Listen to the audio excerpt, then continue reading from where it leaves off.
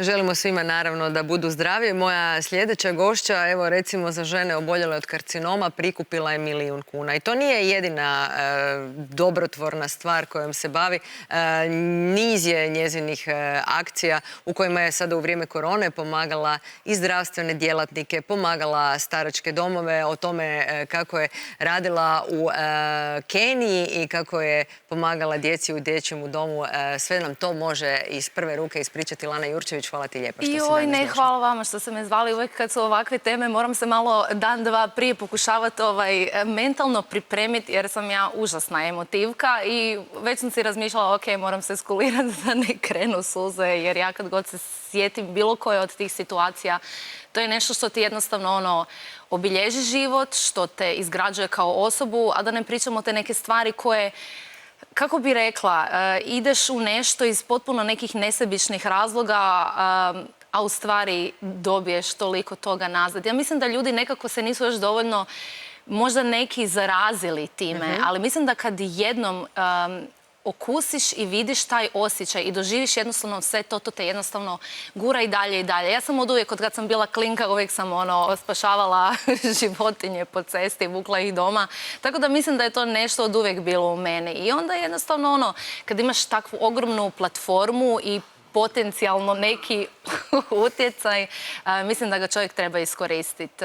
I dalje mislim da ga ne koristim dovoljno. Tako da to su neke stvari... Uz sve ovo što sam nabrojala, misliš da nije dovoljno?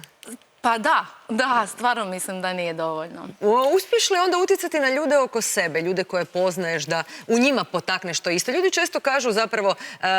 I ovo što si ti spomenula da je zapravo pomaganje drugima prilično sebično jer ti od toga dobiješ puno ljubavi, ali s druge strane reći će ja ne mogu, ja sam previše emotivan, mene to pogađa, evo daću možda neki novac, ali neću moći konkretno kao osoba pomoći. Pa dobro, mislim, ja vjerujem da kad čovjek želi fizički pomoć da može naći. Toliko je nažalost situacija i prilika gdje možeš pomoći i fizički, gdje ne možeš, gdje ti je to stvarno preosjetljivo, što apsolutno s jedne strane razumijem. Ja imam recimo taj, ako pričamo problem o tome da ja neke stvari, na primjer na društvenim mrežama, doslovno moram takvom brzinom scrollat jer meni puca srce, ja se ne mogu suočiti na primjer s tim.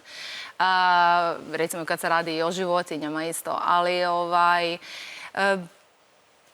ne znam, ja se nadam da utječem, uvijek sam se nekako trudila, čak o puno ovih stvari koje si spomenula nisam nikad ni pričala. Možda sam progovorila zato što je bilo na inicijativu neke udruge. Lana, molim te, jel možeš to što si radila ispričati? Ili recimo, tek 3 godine nakon što sam bila u Africi sam sad za vrijeme korone izbacila taj video. Ljudi uopće nisu ni znali što sam ja tamo radila među brdima. Što si radila? Inače, Fran Miro Babić ima u Subuki ima svoj mali dom gdje se brine o odbačenoj i bolesnoj djeci. I ja sam vjerojatno bila u nekoj svojoj prekretnici u životu, sjela sam na avion, otišla sam u Afriku sama samcata, došla sam tamo doslovno okružena i blatom i planinama, svaki dan hodala 4 kilometra do tog malog doma. Tamo sam rezala, od toga da sam rezala raštiku i pripremala i pomagala u kuhinji, do tog ako je trebalo prati podove, prenositi stvari, ne znam, ja sam bila ta koja recimo svako jutro u 6 ujutro donosila svima i doručak i tako. Nekako lijepo te nekako grounda, prizemljite. Ali nisam ja nikad ni letila nešto negdje da je sad meni to bio neki šok. Moja duša jednostavno išla za tim i to što doživiš tamo je Koliko je različit bio rad u tom domu u Keniji od tvojeg rada u domu u Nazorovoj, recimo? Mislim, to se ne može stvarno uspoređivati. Vi dođete u takvu jednu divljinu, u takvo jedno siromaštvo gdje ti nemaš ni struje, praktički tamo nije ni pitka voda. To su uvjeti koji ljudi uopće ne mogu zamisliti, ali bude ti onako, treba ti, pa ne znam, ako sad gledam, meni trebalo 24 do 48 sati da se prilagodim i tim različitim mirisima i nema tamo higijene. Jednostavno to je sve onako divlje.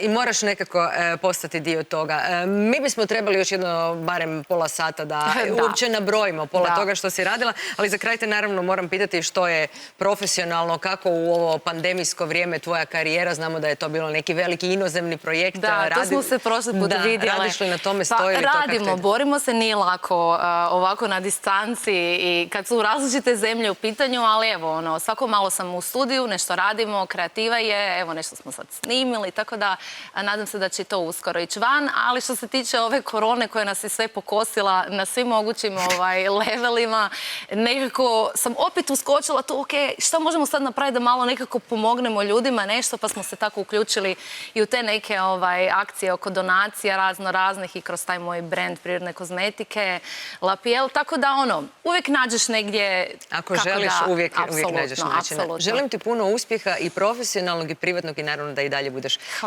tako dobra i pomažeš potrebitima.